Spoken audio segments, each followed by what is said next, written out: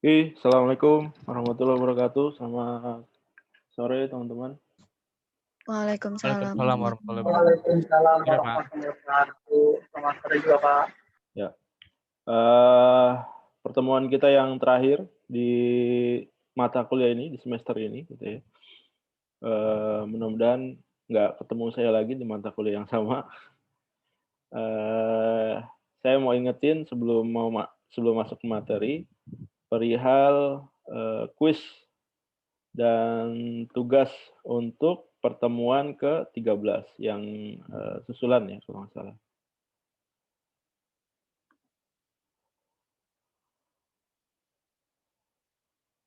Record ya bentar.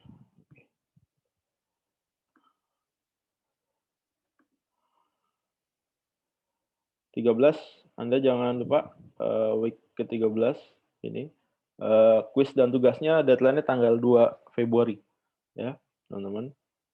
Kalau yang ini udah berakhir mungkin sore ini habis, sama yang minggu ini, minggu ke-15. Kemudian pengumuman berikutnya adalah pengumuman UAS. Ujian akhir semester kita akan diadakan tanggal 12 kalau nggak salah 12 ya. Yes, 12 hari Jumat. Jam segini juga ada yang keberatan ya jam segini juga? Jam 3 juga. Ada yang keberatan? Nggak ada, berarti fix berarti ujiannya tanggal 12 Februari UASnya jam 3 sore. Modelnya sama gitu ya, modelnya pilihan ganda didahulukan gitu. Kemudian dilanjutkan dengan esai. Esainya itu penambah nilai. Harap teman-teman untuk tepat waktu dan tidak mengikuti ujian susulan. Gitu ya. Jadi karena memang ujiannya online, pilihan ganda gitu, dan itu nggak bisa dimundurin waktunya. Begitu dia start, Anda telat mulai, ya udah berarti Anda rugi sendiri gitu ya. Jadi harapan saya sebelum jam 3 Anda udah siap-siap di depan kamera, di depan laptop, atau menggunakan ponsel Anda. Menggunakan ponsel Anda, kemudian start di waktu yang sudah ditentukan dan nanti dia akan otomatis finish ya di waktu yang sudah ditentukan seperti kayak ngerjain kuis aja gitu. Oke, ini bahasan kita di minggu ke-15, minggu terakhir kita bicara tentang business intelligence.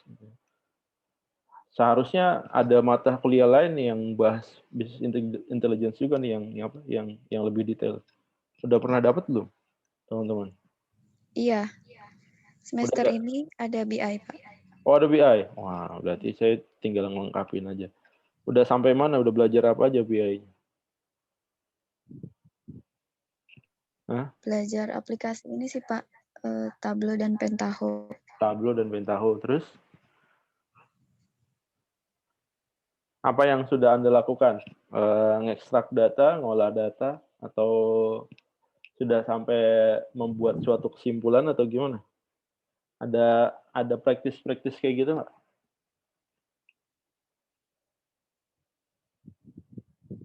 Nggak ada? Iya, ada, Pak. Ada, oke. Ngolah data. Nah, teman-teman perlu saya infokan bahwa kalau Anda belajar business intelligence gitu yang serius, atau karena di luar itu data analis, data warehouse gitu ya, itu pekerjaan yang punya rate gaji paling tinggi di seluruh pekerjaan yang ada di dunia gitu ya. Data analis sama data warehouse tuh gajinya besar ya, bisa bisa CEO bisa kalah mungkin dengan gajinya mereka. Nah, itu kalau Anda benar-benar dalamin gitu, begitu keluar dan Anda expert di sana gitu, itu banyak banyak yang nyari data analis. Karena ngarahnya ke sana gitu. Kalau kita bicara pertemuan-pertemuan sebelumnya, kita bicara push market, pull market, gitu kan. Kalau teman-teman masih ingat, kita bicara sebelum produk ini di launch, sebelum si perusahaan atau si pabrik ini bikin sebuah produk, dia harus nge-grab data dulu tuh, data needs dari customer-nya dia. Nah, itu kerjaannya si data analis. Jadi ada source data diolah sama dia, kemudian dibuat sebuah kesimpulan. Gitu. Jadi kayak di sosial media tuh banyak yang bisa dihasilkan ya output-outputnya. Mulai dari style fashion gitu ya, kemudian tontonan apa yang paling menarik gitu ya, horor, komedi atau apa, kemudian genrenya usianya berapa, kemudian marketnya di mana gitu ya, itu bisa detail tuh diolah oleh si Facebook, dan itu sama Facebook dijual-jualin gitu ya, data-data itu dijual-jualin kepada siapa? Kepada pada bisnis juga gitu ya. Kalau Anda pernah ngalamin atau pernah nyobain atau pernah ada sedang menjalani juga Facebook Ads gitu ya, iklan di Facebook. Ada yang pernah nyobain loh Facebook Ads? Beriklan di Facebook, ada yang pernah nyobain? Wah, belum ada yang nyobain. Mahal Pak paling. Mahal. Waduh, Anda ketinggalan nih. Saya udah sempat nyoba yang Google Ads soalnya. Oh, Google Ads ya mahal. Kalau Google Ads dia sistemnya lelang. Jadi misalkan satu keyword Anda mau jual apa ya? Jual spray katakanlah ya. Spray. Nah, nanti Anda bid di sana tuh per kliknya itu Anda mau hargain berapa. Kalau misalkan Anda hargain per kliknya 30.000 misalkan. Kemudian ada kompetitor Anda berani bayar per kliknya 100.000, maka kompetitor Anda ada paling atas. Kalau di Google gitu, tinggi-tinggian. Nanti begitu Anda lihat nih, wah kok gue 30.000 ada di yang bawah nih gitu ya. Naikin lagi budgetnya tuh. Sampai dia posisi di paling atas. Nah, itu saling lomba-lombaan ntar. Nah, itu yang nyebabin cost iklan di Google mahal gitu ya. Google Ads tuh mahal. Kalau Anda produknya milenial gitu ya, pakai Facebook aja, Facebook sama Instagram, dan iklannya itu murah. Dan ada trik-triknya gimana supaya iklannya murah gitu ya. Karena iklan itu sebenarnya kayak budget 100.000 aja Anda per berapa ya? 100.000 per hari lah. 100.000 per hari itu bisa ngasilin market yang banyak banget gitu. Tapi harus sesuai segmennya. Jadi bedanya Google, saya sebelum bahas business intelligence ya, bedanya Google sama Facebook gitu ya. Kalau Google itu seperti orang yang nyewain ruko gitu ya, ruko-ruko itu, dan di ruko-rukonya udah ditulisin nih, ini khusus penjual makanan, ini khusus fashion, ini khusus apa, ini khusus apa. Nanti begitu marketnya masuk, jadi udah langsung hot market gitu ya. Begitu ada orang yang datang, emang orang butuh gitu ya. Jadi begitu Anda jual spray, emang orang butuh beli spray gitu. Tapi kalau di Facebook beda. Kalau di Facebook itu kalau itu ruko, kalau ini ibaratnya kayak pedagang kaki lima gitu ya. Anda jualan spray tapi keliling komplek gitu. Anda nggak tahu siapa yang beli, tapi Anda teriak-teriak tuh kayak orang yang jual makanan tiap hari lewat di depan rumah Anda gitu ya, pakai kentongan lah, pakai suara atau pakai apa. Karena dia nggak tahu marketnya yang mana, yang lagi butuh bakso yang mana, yang lagi butuh ketoprak yang mana, dia nggak tahu. Nah, dia nyari tuh, nyarinya dengan cara apa? Getok-getok botol, getok-getok kentongan, macam-macam. Nah, itu Facebook Ads. Jadi sebelum kita beriklan full gitu ya, misalkan budget kita 100.000 per hari, sebelum kita masukin 100.000 per hari, kita research dulu. Lakuin apa yang seperti dilakuin tukang bakso dengan bunyiin kentongan. Atau lakuin seperti apa yang dilakukan tukang ketoprak. Jadi kita lempar dulu ke pasar, kita cari dulu orang-orang yang butuh gitu ya, yang butuh spray, kita lempar dengan budget yang minimal. Jadi begitu Anda tahap searching itu budgetnya nggak usah mahal-mahal gitu ya. Bisa 20.000 atau 50.000 per hari. Nanti itu dikumpulin, orang yang ngeklik, orang yang baca itu dikumpulin, udah ketemu community-nya, baru dihajar iklan yang besar yang 100.000. Nah itu langsung hot market dan itu harganya bisa lebih murah jauh banget dari Google. Bahkan cost per kliknya itu ada yang sampai 20 perak. Gitu ya. Kalau di Google bisa sampai 100.000, kalau di Facebook dan Instagram itu cuma sampai 20 perak. Kalau misalkan kita bisa mengklasifikasikan itu. Gitu. Nah, si Facebook ini dia cuma tahu misalkan ini orang sukanya bola. Saya gitu dikelompokkan sebagai orang yang pencinta bola. Tapi dia nggak tahu klub kesayangan saya itu apa gitu ya. Bisa jadi saya suka bola, tapi saya sukanya Liverpool misalkan. Tapi kalau misalkan Anda pengiklan gitu ya, begitu nargetin pengiklan, Anda jual kaos MU katakanlah, terus Anda nargetin pecinta bola gitu. Begitu muncul di feed saya sukanya Liverpool, kira-kira dibully nggak? Nggak bakal, karena musuh bebuyutan gitu ya. Nah itu ya dicari dulu begitu saya mau jual, ada orang mau jual kaos MU, dilempar dulu tuh siapa nih yang suka kaos MU di antara pecinta bola. Nanti begitu dia muncul, udah dapet tuh orang yang ngebaca, orang yang nge-read, nah itu baru ditargetin iklan. Caranya gimana? Kalau kayak bola gitu ya, kalau kayak bola itu caranya gimana? Kita bisa tahu orang yang suka bola itu klub kesayangannya Liverpool katakan. Caranya gampang, bisa dengan video atau bisa dengan berita. Berita apa? Berita yang berkaitan dengan Liverpool atau video yang berkaitan dengan Liverpool. Misalkan ada pertandingan Liverpool lawan mana gitu ya, ada yang menarik, nah itu ditayangin. Gitu ya. Nah itu mayoritas orang yang nonton pasti orang yang suka klub tersebut. Nanti begitu kekumpul di database itu, kan direkam tuh nanti. Begitu kita ngiklan tuh direkam, itu kita ngumpulin database tuh. Data orang pecinta bola, kemudian sukanya klubnya Liverpool. Misalnya. Udah kekumpul sekian orang gitu ya, 500 atau 1.000 orang gitu, kekumpul orangnya. Nah, baru kita retargeting. Retargeting apa? Retargeting berdasarkan data spesifikasi yang 500 orang ini yang udah kita dapat database-nya itu. Nanti kan setiap dari 500 orang ini setiap orangnya itu punya profil yang masing-masing. Pasti begitu kita ngiklanin itu berkaitan dengan pecinta-pecinta Liverpool yang lain. Gitu.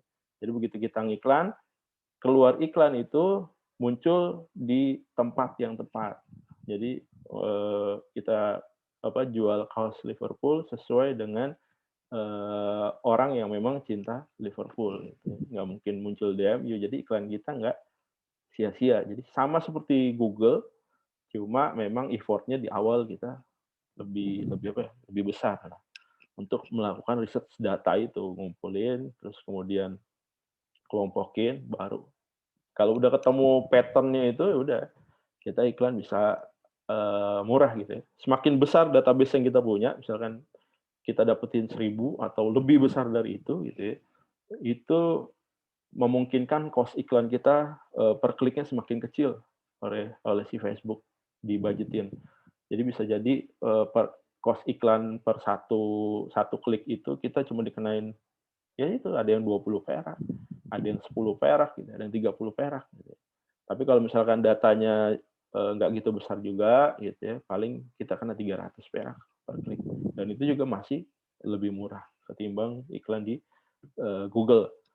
Lain halnya kalau misalkan Anda perusahaannya gitu punya resource yang banyak gitu, dananya besar, ya nggak apa-apa juga pakai Google. Karena kalau pakai Google nggak pakai mikir lagi, udah tinggal di posting aja. Pasti orang yang datang itu adalah orang yang suka dengan barang yang kita jual. Orang yang butuh dengan barang yang kita jual gitu. Kalau di Google kayak gitu. Nah itu mainan data itu kerjanya kerjanya data warehouse gitu ya, data analitik. Ini berkaitan dengan business intelligence juga gitu ya. aplikasinya banyak gitu ya. Dan ini emang yang menyebabkan tumbuhnya bisnis-bisnis digital kayak Gojek gitu ya, kayak Grab, kayak Uber. Nah, kenapa? Karena dia jualannya di awal adalah data-data ini. Dia dia punya base customer yang banyak, dia punya jutaan customer. Nah, masing-masing customer-nya punya profilnya masing-masing gitu ya. Ada orang yang suka makannya pedas, ada orang yang suka yang tiap hari moving perpindahan dari satu tempat ke tempat yang lainnya sangat sangat tinggi gitu ya, trafficnya, load-nya tinggi gitu ya, karena dia sering pakai Gojek, Grab atau yang lainnya. Atau mungkin orang-orang yang suka suka suka pijit misalkan, atau suka yang lain, atau butuh cleaning service di rumahnya. Nah, itu profile data itu yang dikumpulin sama mereka. Nah, itu yang di-customize dan dijual ke next bisnisnya gitu, third party-nya. Tapi sampai sekarang juga saya nggak ngelihat realisasinya di bisnis transportasi Gojek, Uber, dan segala macam, dan Grab itu saya nggak ngelihat arahnya kemana ya. Saya baru ngelihat sosial media atau Google ya. Google itu udah punya big data. Jadi salah satu faktor yang bisa menyebabkan Google bangkrut adalah data centernya meledak semuanya, bangkrut itu ntar. Tapi kalau data centernya masih ada, ya selama itu juga dia akan terus jalan. Tapi bisnisnya udah mature, gitu ya. Udah mature tuh nggak akan naik lagi. Kalau dia masih jalanin kayak ini, kalau nggak ada inovasi-inovasi baru, misalkan, nah itu dia pasti stagnan aja gitu. Kalaupun ripple dikit, nggak terlalu besar, nggak ada lonjakan, nggak bakal turun juga, atau nggak bakal naik signifikan juga.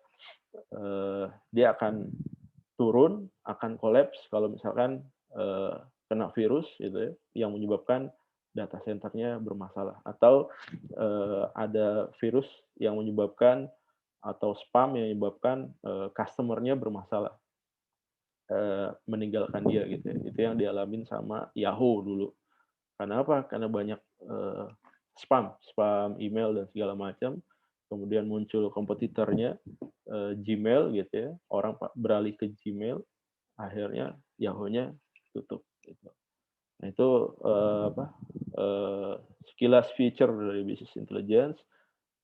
Walaupun sebenarnya penggunaannya lebih dalam lagi. Kalau di perusahaan itu bisa buat nentuin strategi bisnis gitu ya. Kalau dia punya data center yang dia punya data warehouse yang baik gitu.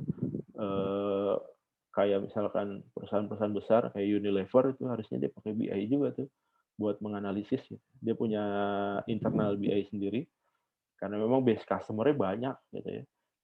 Selama kita masih mandi 2 kali sehari gitu, atau kita masih mandi sehari sekali, ya selama itu juga perusahaan dia akan tetap eksis.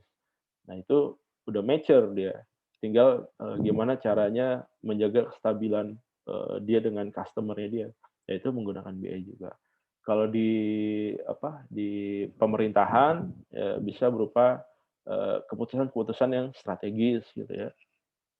Dulu waktu eranya SBY itu, dia bangun Presiden SBY itu bangun comment center namanya. Itu di gedung sekretariat negara. Mungkin sekarang nggak digunain sama Pak Jokowi ya.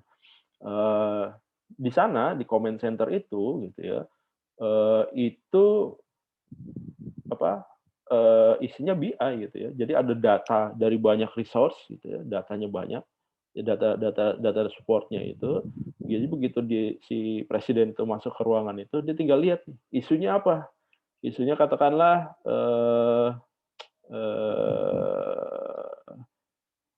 produksi beras yang jauh dari target. Misalkan produksi beras di Indonesia tahun 2021 seharusnya kita bisa menghasilkan 10.000 ton gitu ya, katakanlah. Tapi ternyata achievement itu hanya berkisar 5.000 ton. Yang ada hasil panennya hanya 5.000 ton. Nah, itu isu tuh. Berarti minus 5.000 ton. Sementara kebutuhan negara adalah 10.000 ton. Maka langkah apa yang harus dilakukan? Nanti dari screen-nya itu, si presiden tinggal milih nih, ada option-nya nih, apakah import gitu ya, ataukah kejar produksi gitu ya, nanam lagi, ataukah yang lain gitu ya, ataukah nyuruh masyarakatnya makan pakai singkong misalkan.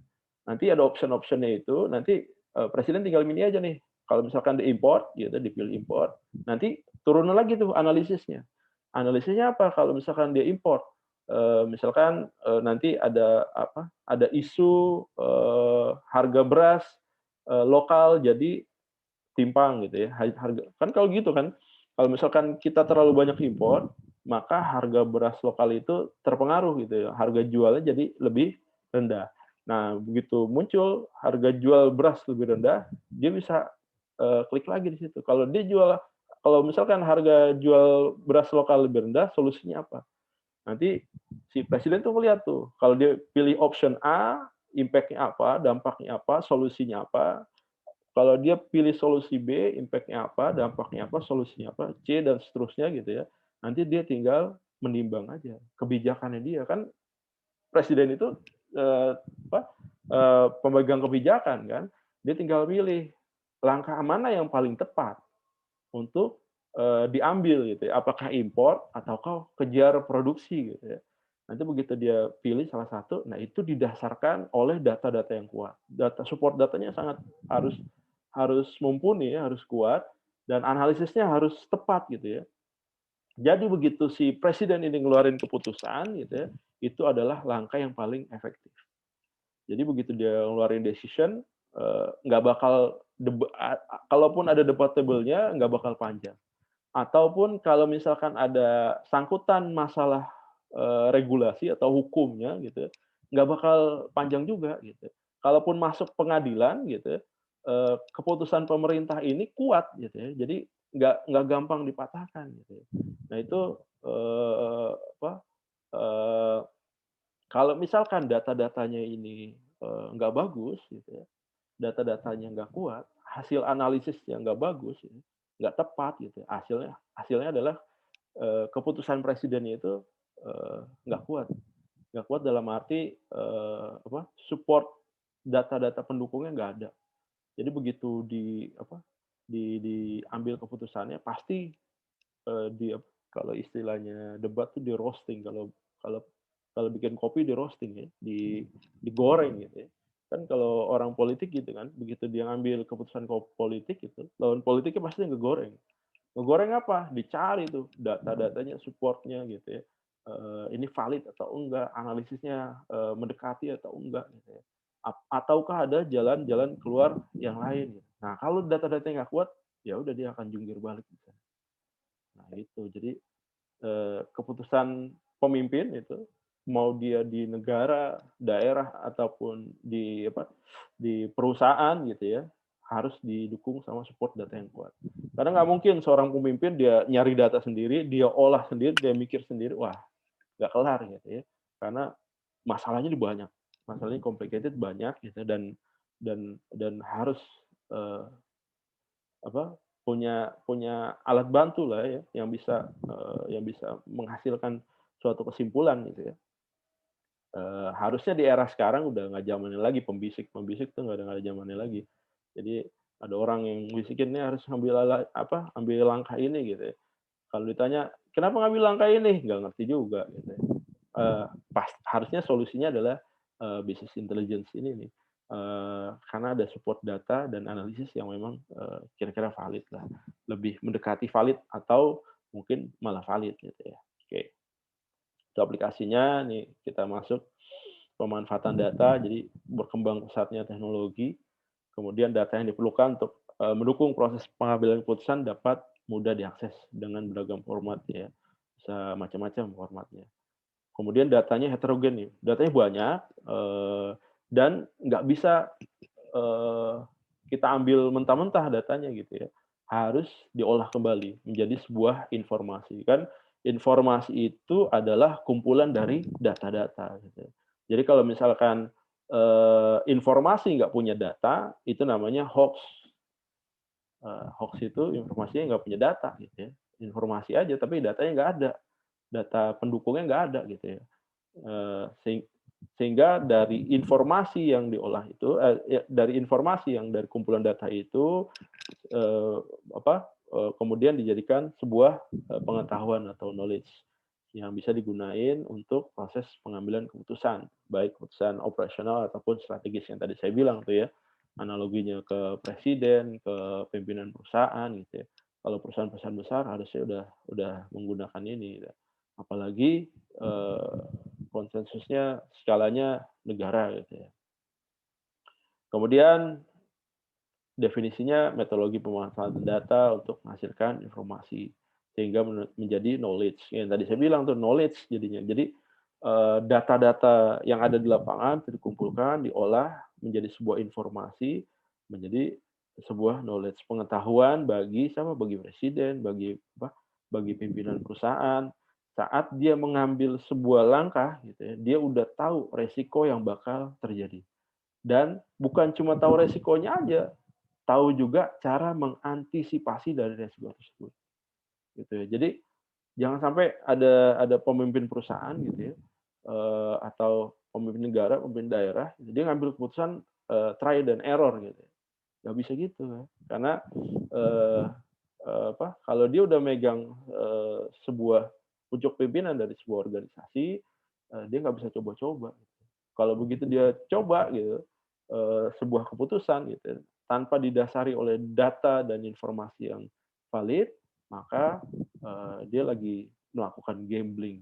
Gambling itu ya judi, jadi untung-untungan gitu. Kalau dia beruntung mujur survive gitu. Kalau misalkan dia nggak beruntung nggak mujur, jumpalit terbalik. Misalnya kalau levelnya perusahaan jumpalit terbalik berarti collapse. Gitu. Kalau collapse ya udah ribuan karyawannya terlantar. Nah, parah lagi kalau levelnya negara gitu ya. Kalau misalkan dia salah ngambil keputusan, negaranya kolaps ya, jadi bermasalah juga. Kemudian ini rangkaian menurut si Stefan Adi Nugroho, rangkaian aplikasi dan teknologi mengumpulkan, menyimpan, analisis, menyuguhkan akses data untuk membantu petinggi perusahaan untuk mengambil keputusannya. Analisisnya kita bisa baca.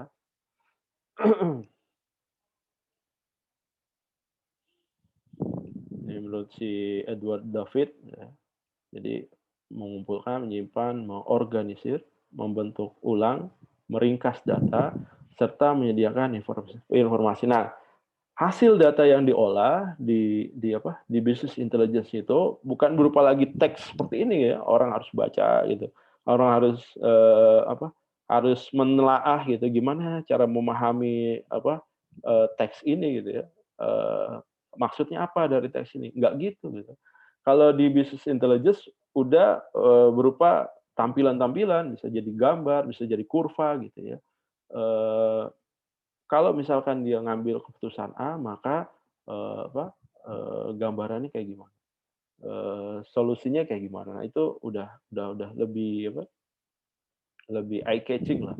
Lebih orang ngelihatnya juga lebih menarik dan dia menyimpulkan display yang ditampilkan itu tidak menimbulkan multi interpretasi, jadi nggak ambigu gitu ya. Begitu dia muncul suatu gambar, ya itu emang kesimpulannya sama. Kesimpulan orang yang ngebuat sama orang yang ngebaca itu sama, satu kesimpulan. Jadi clear gitu ya, nggak ambigu. Karena kalau ambigu gawat juga gitu ya. Begitu dia mengambil keputusan, dia baca ternyata hasil displaynya itu, hasil keputusannya itu pengertiannya ambigu ya. Bisa A atau bisa B atau bisa C gitu ya. Nah, itu bahaya juga. Bahaya apa? Bahayanya bisa jadi si pimpinan ini salah ngambil keputusan gitu ya. Karena apa? Karena salah menginterpretasikan hasil view yang dia dapatkan. Harusnya si analisisnya ke A gitu ya, ternyata si pimpinannya ini nganggapnya ke B. Akhirnya ya nggak sesuai yang diinginkan. Pemanfaatannya nih membantu membuat putusan dengan cepat, kualitas yang lebih baik gitu ya. Kemudian mempercepat operasional, memperpendek siklus pengembangan produk, memaksimalkan nilai, kemudian menciptakan pasar yang lebih baik, lebih fokus gitu ya. Kemudian ada peningkatan hubungan antara pelanggan dan pemasok. Implementasinya ya ini yang tadi saya bilang memang mayoritas adalah perusahaan-perusahaan besar. Karena apa? Karena datanya nggak sedikit, biayanya nggak sedikit. Karena apa? Karena butuh pengolahan data yang sangat valid gitu ya. Jadi butuh dana yang lumayan besar untuk menghasilkan sebuah BI gitu ya. Kalau perusahaan-perusahaan yang memang udah mature kayak Google, mungkin kayak di Indonesia kayak Unilever gitu ya, wajar kalau dia menggunakan BI. Kalau misalkan perusahaan-perusahaan kecil memaksakan untuk menggunakan BI, ya sayang banget. Bisa jadi pemanfaatannya nggak sesuai. Kemudian biaya yang dikeluarkan itu lebih besar dari total pendapatan yang akan diperoleh. Gitu ya. Boleh aja sebuah organisasi menggunakan BI gitu, ya, tapi asal dianalisis gitu ya. Dengan menggunakan BI ini, perusahaan ini akan meningkatkan income berapa besar gitu ya. Kalau dia ngeluarin spend pembuatan BI katakanlah 10 miliar gitu ya, dengan 10 miliar ini uangnya akan balik kapan dengan menggunakan BI ini. Kalau misalkan, oh nih worth it nih, kalau dia ngeluarin 10 miliar, maka duitnya akan balik 1 tahun doang. Ya udah, pakai aja. Mau dia perusahaan besar, perusahaan kecil gitu ya. Kalau potensinya segitu dan memang real potensinya gitu ya udah, kenapa enggak gitu ya. Cuma masalahnya sekitar 60% pengembangan proyek BI gagal atau ditinggalkan. Karena apa? Perencanaannya kurang, tenggat waktu yang keliru, tahapan yang keliru, manajemen proyek yang buruk, kebutuhan bisnis nggak terdefinisikan, gitu. Aplikasinya buruk. Jadi perencanaannya nggak bagus gitu ya. Dari awal nggak clear tujuannya apa sih ngebuat BI? Apa buat naikin brand image atau buat meningkatkan keuntungan gitu ya? Buat menghasilkan bisnis baru atau apa gitu ya. Jadi perencanaannya nggak clear. Kemudian tenggat waktu yang sudah di-prepare, yang sudah disediakan itu nggak sesuai. Kemudian ada tahapan-tahapan yang memang dilalui nggak tepat gitu ya. Kemudian ya ini manajemen proyeknya buruk, akhirnya proyeknya jadi molor. Kemudian kebutuhan bisnisnya nggak bisa didefinisikan. Yang terakhir adalah tampilannya buruk gitu ya. Begitu jadi dilihat kan yang akan menggunakannya ini adalah pimpinan perusahaan ya atau pimpinan sebuah organisasi gitu ya. Begitu dia lihat, oh, ini yang tadi saya bilang nih, oh ini ambigu nih. Hasil keluarannya nih, saya bacanya bisa interpretasinya bisa A, bisa B gitu. Atau begitu dia ngelihat tampilannya, ini apa keputusannya? Dia bingung gitu ya.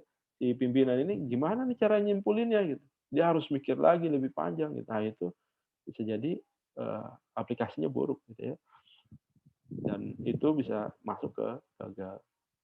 Ya bedanya kalau kita bandingkan BI dengan aplikasi umum gitu ya. Kalau BI berpusat pada peluang bisnis gitu ya. Kalau aplikasi umum tergantung kebutuhan bisnisnya. Kemudian implementasi untuk seluruh departemen karena dia data-datanya menyeluruh gitu ya. Nggak di satu departemen aja. Kemudian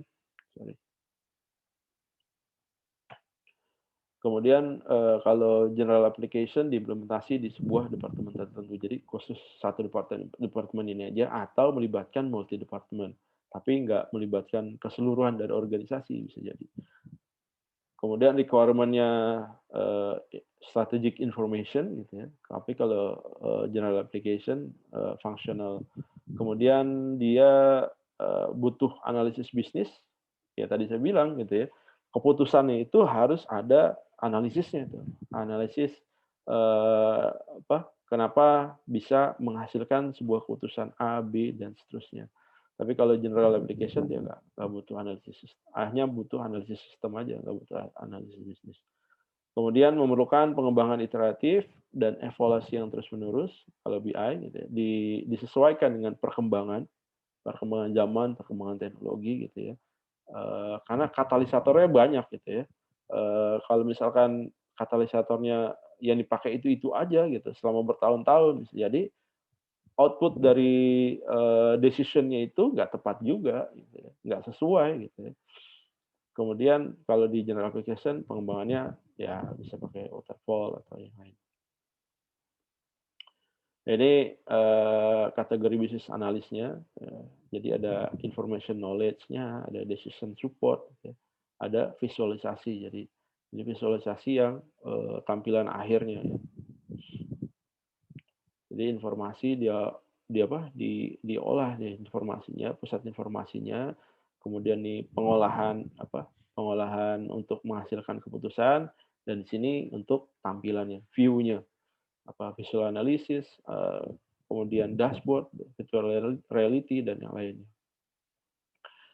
Mungkin nggak dibuat tampilannya berupa hologram gitu, mungkin aja gitu ya. Itu jadi lebih interest gitu ya orang pimpinan organisasi untuk menganalisis gitu ya. Jangan sampai dia baca result akhirnya gitu, dia baca, oh kok ini membosankan ya, bikin ngantuk misalkan ngebaca ini gitu ya. Nah, jadi masalah juga. Jadi information and knowledge discovery perannya untuk observasi dari informasi yang ada untuk meramalkan hal yang akan terjadi di waktu yang akan datang atau untuk menemukan peluang-peluang baru yang selama ini nggak terlihat. Jadi ada opportunity bisnis yang nggak disadarin sama pemimpin gitu ya. Kadang gitu ya, karena dia bisa jadi kurang expert di bidang itu atau mungkin too complicated ya, masalah di organisasinya terlalu besar ya, terlalu banyak. Akhirnya ada opportunity bisnis yang dia nggak ngelihat. Gitu ya. Nah ini bisa dimunculkan di sini.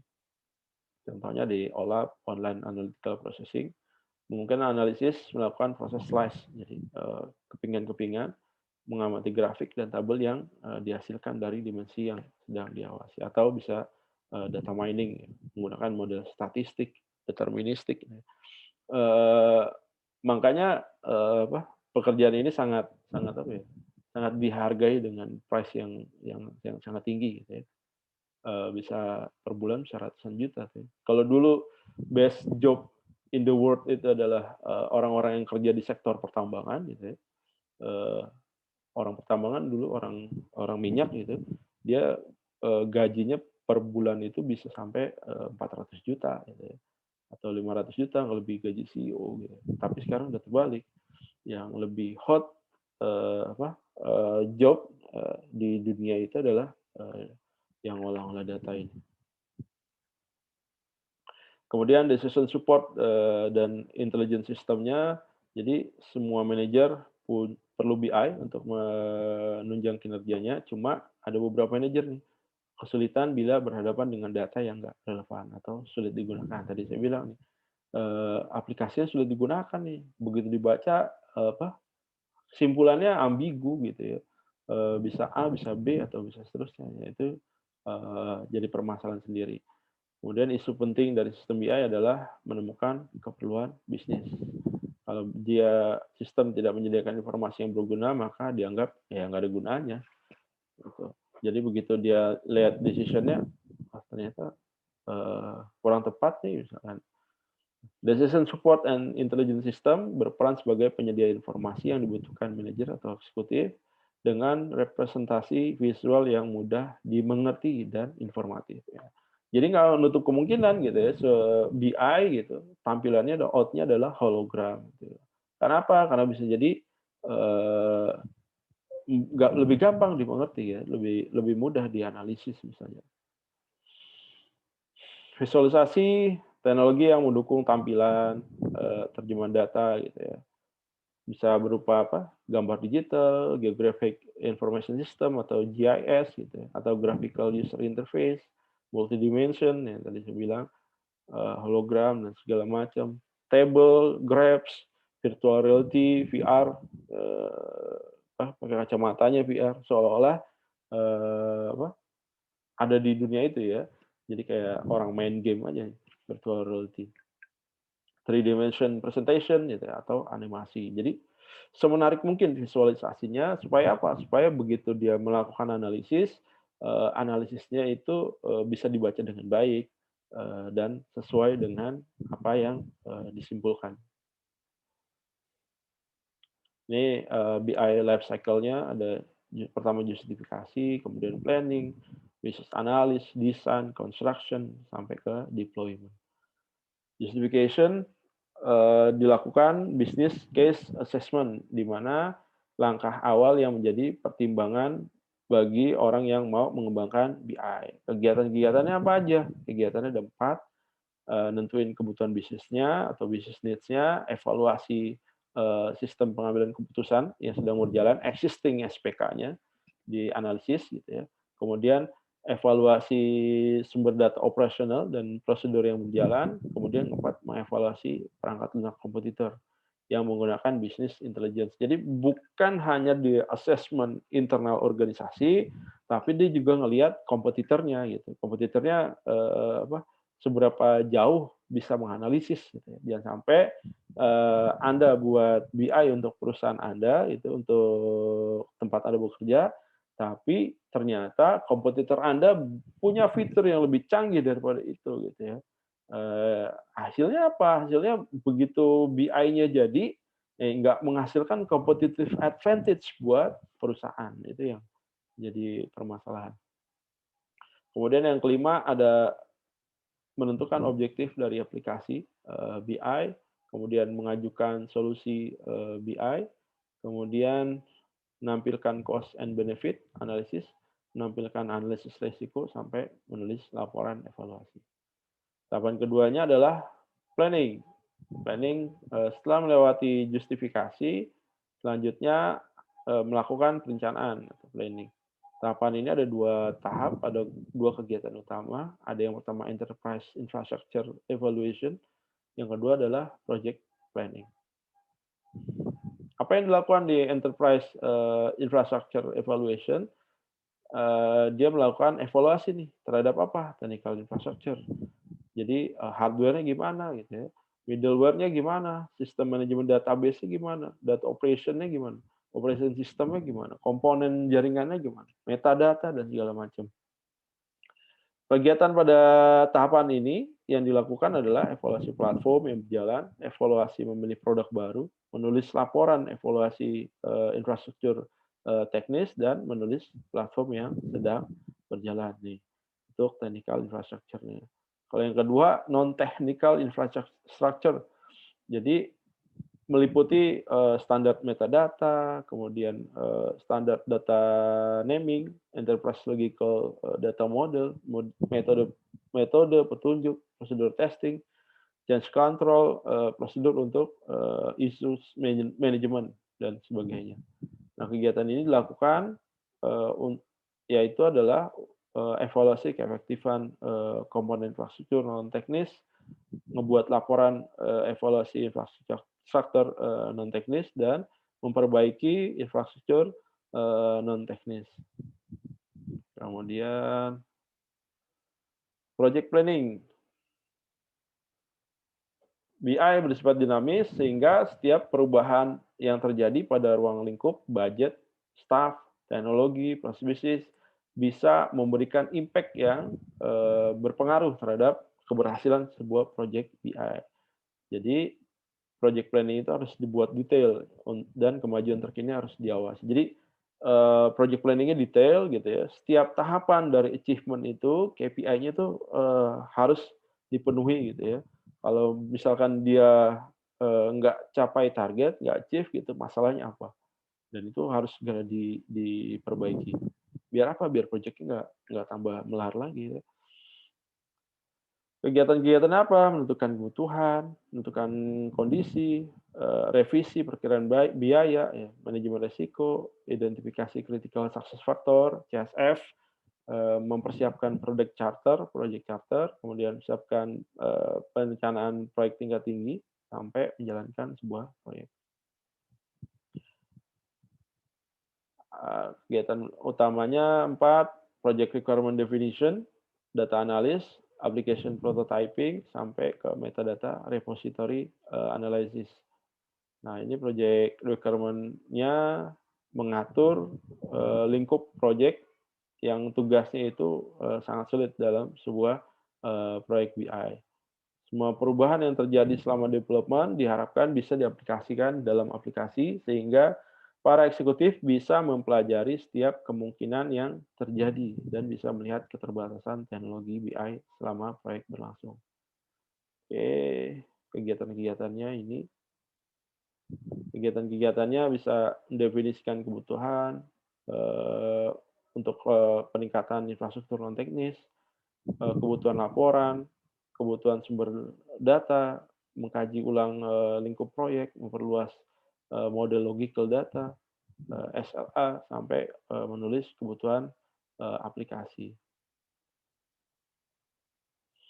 Kemudian di data analisis, tantangan terbesar sebuah proyek BI adalah kualitas dari sumber data. Kualitas data yang nggak bagus tentu saja akan sangat mahal dan memerlukan waktu yang lama untuk koreksi. Jadi man behind the gun-nya itu memang harus benar-benar mumpuni ya. Kemampuannya dia menganalisa gitu ya, kemampuannya dia memainkan logikanya itu sangat mempengaruhi hasil analisisnya nanti. Kadang-kala susah untuk melakukan konsolidasi, rekonsiliasi data dari berbagai sudut pandang perusahaan. Jadi banyak problem ya, kadang banyak data itu bisa jadi banyak masalah juga. Karena apa? Bisa jadi antara data satu dan data yang lain sama-sama valid nih, tapi saling bertentangan gitu ya kesimpulannya. Nah ini perlu kejelian juga nih dalam menganalisis gitu ya. Mana kalau udah ketemu yang kayak gitu ya, mana yang paling mendekati aja jadinya analisisnya gitu ya. Solusinya atau hasil akhirnya mana yang paling mendekati. Nah, itu nanti data yang kurang mendekati gitu, disisihkan dahulu itu untuk diolah. Kegiatan yang dilakukan ini analisis sumber data eksternal, definisi ulang model logical data, kualitas sumber data, model enterprise logical data, memperbaiki ketidakcocokan data, menulis spesifikasi data cleansing. Kemudian yang berikutnya ada application prototyping. Prototype yang bisa digunakan sebagai sarana bagi para eksekutif potensi dan limitasi dari teknologi BI yang akan dibuat, dan bisa juga memberikan kesempatan bagi mereka untuk menambah atau mengubah kebutuhan dan ekspektasi mereka terhadap proyek BI. Kegiatannya di application prototyping, dia analisis kebutuhan, needs access-nya, kemudian analisis ruang lingkup, kemudian memilih alat bantunya, mempersiapkan prototype charter-nya, merancang laporan sama query, membangun prototype, sampai mendemonstrasikan prototype. Kemudian di metadata repository analysis, ini diperlukan untuk dilakukan proses mapping dengan bisnis metadata. Dan semua metadata tersebut harus disimpan di dalam sebuah metadata repository. Kegiatannya apa aja? Bisa analisis kebutuhan metadata repository, kemudian analisis kebutuhan interface, kemudian menganalisis akses metadata repository, membuat model logikal, sampai membuat metadata. Oke, itu aja yang bisa saya sampaikan. Ada yang mau ditanyakan, teman-teman? Masih ada 2 menit lagi. Cukup kayaknya, Pak. Oke, kalau cukup, jangan lupa kita ujian tanggal 12 Februari. Saya ingetin lagi, 12 Februari, hari Jumat juga. Jamnya jam 3 sore berarti ya, kalau teman-teman nggak ada halangan dan nggak ada revisi gitu. Jam 3 sore. Pastikan kalau misalkan ada revisi, disepakati oleh seluruh anggota kelas. Jadi nggak ada yang ketinggalan kayak UTS kemarin gitu ya. Jadi teman-teman diharapkan ujian tanggal 12 Februari jam 3 sore, standby on time, 5 menit sebelumnya Anda udah mulai siap-siap, mulai ready untuk mengerjakan gitu ya. Siapkan minumnya, siapkan materi-materinya yang Anda mau lihat kalau sempat gitu. Karena bebas saja Anda mau lihat materi, mau cari referensi gitu. Kemudian pastikan Anda memperhatikan waktu dalam proses pengerjaan, karena kalau Anda kelamaan maka akan di-cut di tengah jalan kalau waktunya habis. Dan apa lagi ya?